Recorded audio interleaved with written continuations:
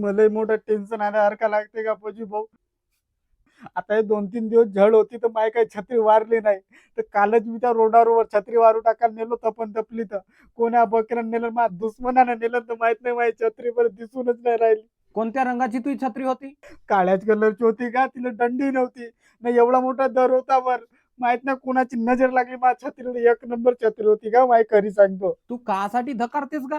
एवढा काही धकाराची गरज नाही.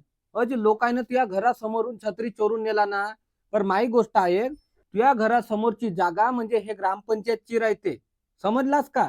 तर त्याच्यानं तू ग्रामपंचायतला अर्ज कर का माई छत्री चोरून नेला म्हणून माझ्या घरासमोरून.